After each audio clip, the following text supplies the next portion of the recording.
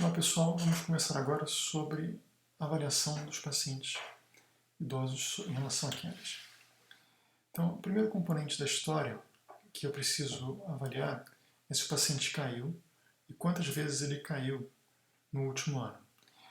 Mesmo que o paciente não tenha caído, eu preciso perguntar para ele se desde a última consulta ele caiu, porque é comum dos idosos acharem que quedas são coisas normais e às vezes nem contam para a gente. E a gente perde então a oportunidade de estar ajudando. Se o paciente caiu 2 vezes ou mais no último ano, ele já é entendido como um paciente em alto risco para novas quedas, independente de qualquer coisa. Preciso entender se o paciente caiu em que circunstâncias que ele caiu. Diferente para mim se ele caiu tropeçando na rua, se ele caiu quando ele estava fazendo esforço em casa, se ele caiu quando ele estava fazendo força, levantando um peso, por exemplo, que pode me remeter a uma questão isquêmica ou a um reflexo vasovagal. Se o paciente teve perda de consciência ou não associado a esse episódio de queda, se o paciente conseguiu se levantar sozinho.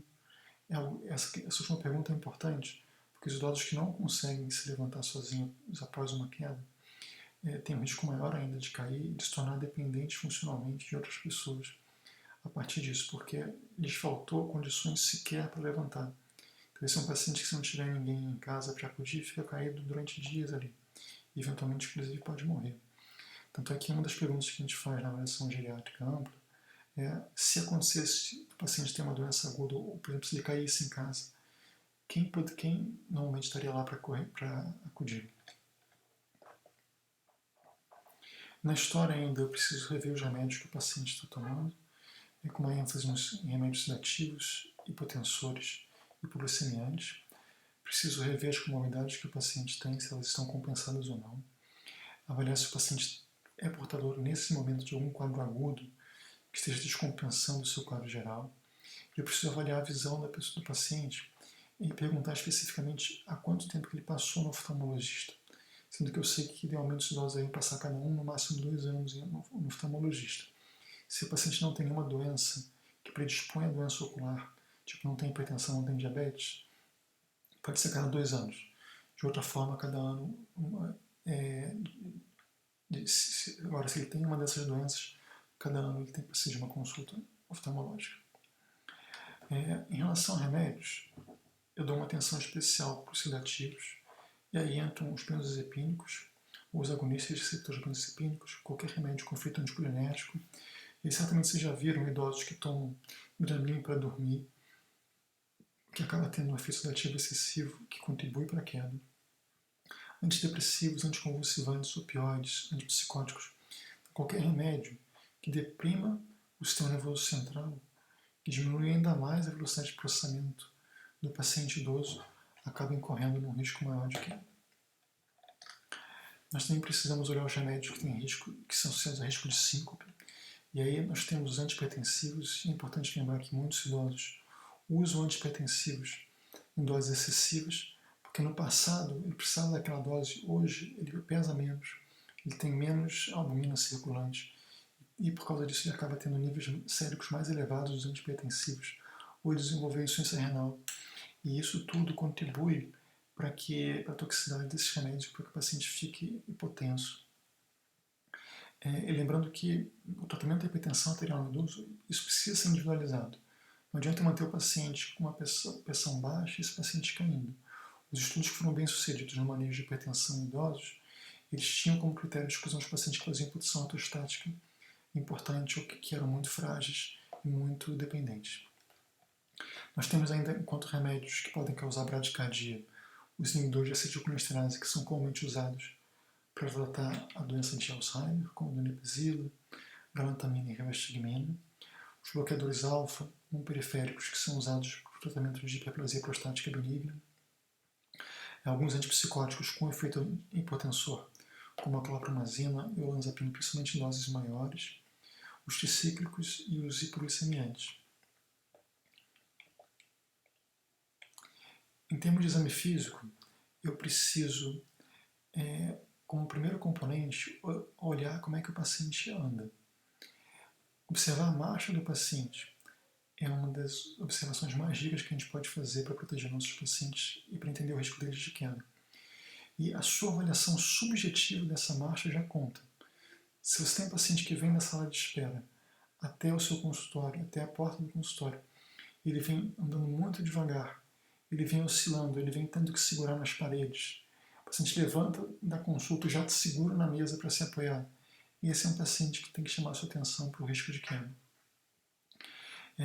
Eu preciso avaliar os sinais vitais da pessoa, que vão incluir a frequência cardíaca, o ritmo cardíaco do paciente está rítmico ou não.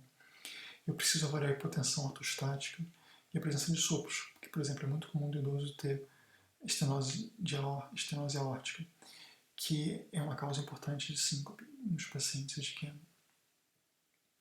No meu exame neurológico, eu preciso minimamente de uma avaliação de sensibilidade periférica dos pacientes, que frequentemente está alterado, de força, de reflexo e um teste de Romberg, como um teste mínimo de equilíbrio. Em termos de hipotensão ortostática, preciso que o meu paciente seja colocado deitado por em torno de 5 minutos. Então você colocou o paciente deitado, você examina ele, você escuta o coração, examina o aparelho cardiovascular, examina a barriga do paciente, que já vai dando aí uns 5 minutos. Se você não fez 5 minutos, você volta, anota o seu exame e deu se você vai, em média, a pressão arterial, a frequência cardíaca do paciente. Em seguida, o paciente fica em pé e ele em pé, você verifica novamente a pressão arterial e a frequência cardíaca desse paciente. 1 minuto depois que ele ficou em pé e 3 minutos você repete isso. Alguns textos sugerem que seja avaliado a cada minuto até 5 minutos. E você também vai anotar se o paciente reproduziu sintomas de tontura que ele já tinha ou não. Porque mesmo que o paciente às vezes não preencha os critérios formais que estão aqui à esquerda, de hipotensão ortostática, que é uma diminuição da pressão arterial sistólica em 20 mm de mercúrio ou mais, ou da diastólica em 10 mm ou mais, ou da frequência cardíaca em um aumento maior que 30 batimentos por minuto, e esse paciente com ortostatismo que não fecha esse critério, mas tem sintoma, também é um paciente que merece nossa atenção. Inclusive porque muitos pacientes têm hipotensão ortostática e não têm sintomas. E todos eles precisam da nossa atenção também. E existe uma série de testes específicos para avaliação do risco de queda. Eu vou mostrar para vocês, a gente vai começar sobre alguns deles. Então, o primeiro teste que eu quero chamar a atenção é o da velocidade de marcha. Então, ele pode ser feito de algumas formas. A forma mais comum é assim que você tem uma distância para o paciente andar. Essa distância aqui seria em torno de 4 metros. 10 metros é mais difícil de você fazer, embora possa ser feita com 10, mas comum que a gente faça isso com 4 metros. Pode ser feito também com 3 metros. Eu tenho que ter uma distância antes de começar, porque o ideal é que o paciente não tenha que começar acelerando. Então o paciente começaria andando aqui. Eu falo para ele, eu gostaria que o senhor andasse no seu ritmo usual, no seu passo usual, como se fosse numa loja, como se fosse no mercado, até eu falar para o senhor parar. Então, por que eu falo até eu falar para ele parar e não até ele vir até essa linha, essa terceira linha? Porque eu não quero que ele desacelere. Eu quero que ele siga o caminho dele e aí na hora que ele cruza, eu paro de cronometrar. Eu começo a cronometrar quando ele cruza a segunda linha e paro de cronometrar quando ele cruza a terceira linha. Então eu pego essa distância, divido isso pelo número de segundos e calculo a velocidade de marcha. Existem alguns pontos de corte para avaliação de velocidade de marcha. Ponto de corte para risco de queda usado mais comumente é o de 0,6 metros por segundo. Então quem anda numa velocidade menor do que essa tem uma razão de verossimilhança positiva de 3,6, quer dizer, ele tem uma chance de cair que é 3,6 vezes maior do que de quem tinha uma velocidade de marcha que era acima do que isso. E já em termos de razão de verossimilhança negativa, é uma razão que é alta, então ela ajuda pouco em discriminar o risco de quedas. Ainda sobre a velocidade de marcha, a gente sabe que velocidades de marcha maiores do que 1 metro por segundo, até 1,2 metros por segundo, elas são sinais importantes de robustez física de performance. Aqui fiz questão de mostrar, esse é tido como um dos artigos mais importantes da geriatria publicados em 2011, e que mostra quanto a velocidade de marcha tem uma associação importante com a sobrevivência dos pacientes idosos. E isso acontece de forma contínua.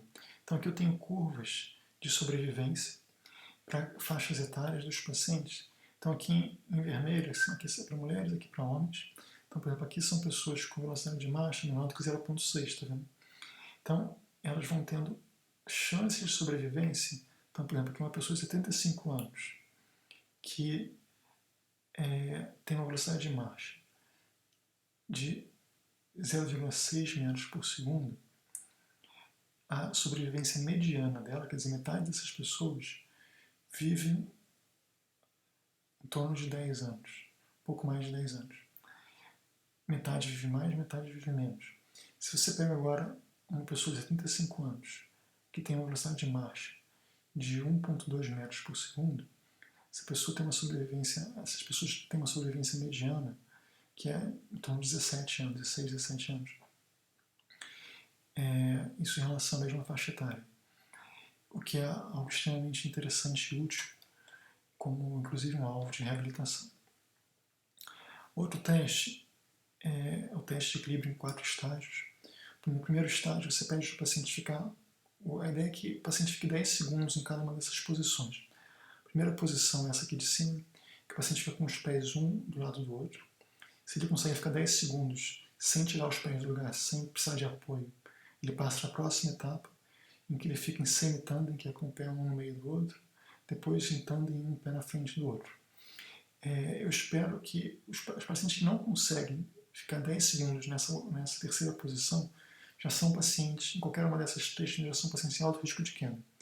E o último componente é pedir para a pessoa ficar com um pé só em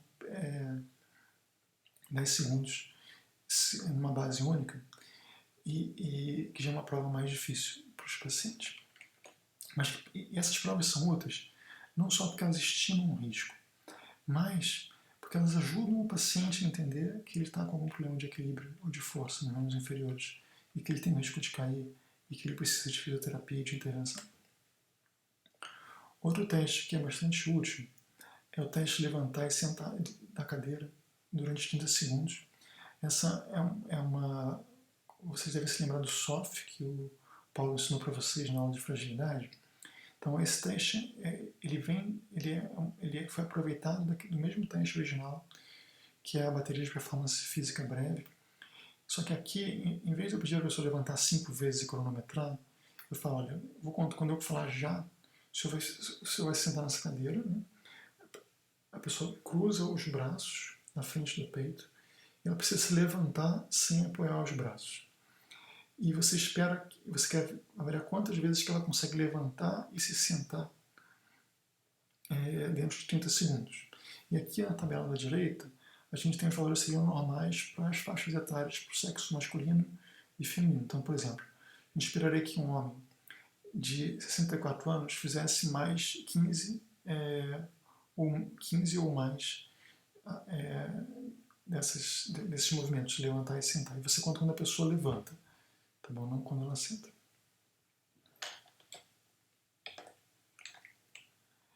Esses últimos 3 testes, velocidade de marcha, aqueles testes de equilíbrio e esse se levantar, eles fazem parte de um teste maior chamado bateria de performance física breve, que cronometra, que também avalia isso. Eu não vou entrar em detalhes, mas eu queria que vocês soubessem de onde que isso veio. E esse é um teste muito útil na geriatria e que inclusive também mostra uma relação importante com a sobrevivência dos pacientes idosos. Nós temos ainda o Timed Up and Go, que você já deve ter aprendido na aula de avaliação geriátrica.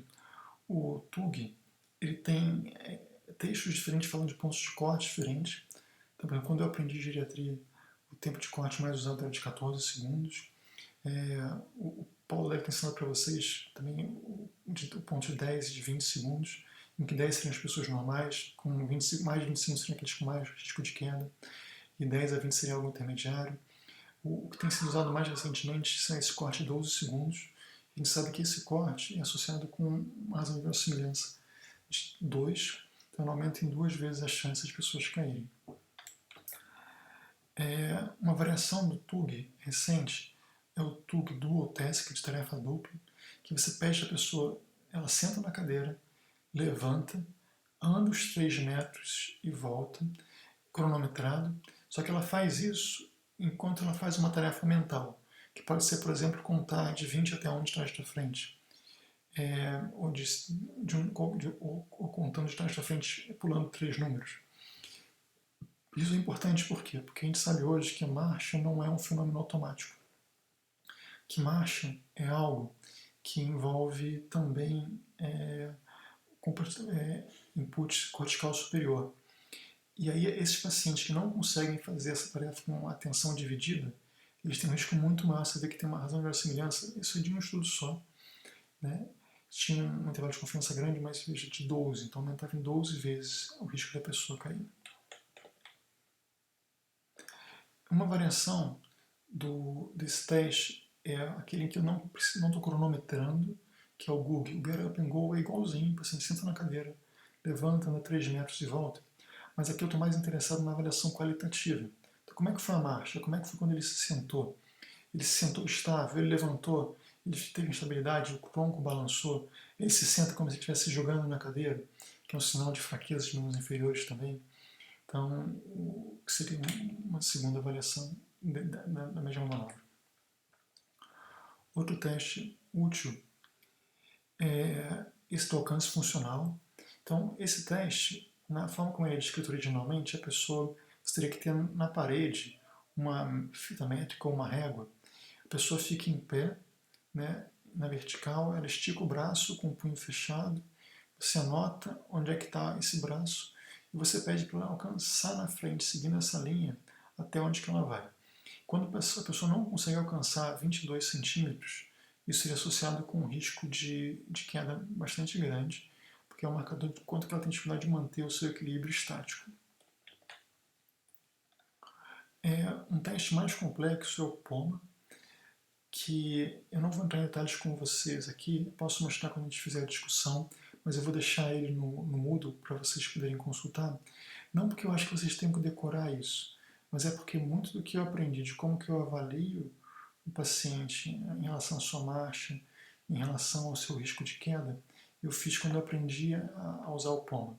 Eu entendo que o POMA ele acaba sendo algo que é melhor usado pelo fisioterapeuta para ele planejar a sua intervenção fisioterápica, mas eu acho que faz sentido vocês conhecerem ele enquanto instrumento, porque ele inclusive tem um monte de manobras muito simples e interessantes que podem ajudar você a convencer o paciente que ele precisa de atenção. Porque tem aquele paciente que fala, não foi nada não, foi tapete. E aqui você consegue mostrar para a pessoa, através de algumas manobras simples, do quanto que ela pode se beneficiar, do quanto que ela precisa de uma atenção para esse tipo de questão. Ainda eu tenho a avaliação dos fatores ambientais como algo com um componente muito importante, com potencial grande de ajuda para os meus pacientes.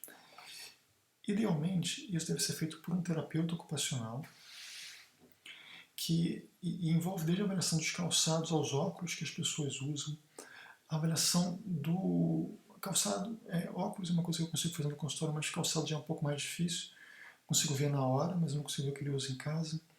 E você tem um terapeuta ocupacional que vai na casa e avalia a iluminação, os tapetes, degraus, acesso ao banheiro, como é que é a rotina da pessoa, onde é que estão os itens que a pessoa mais usa na cozinha.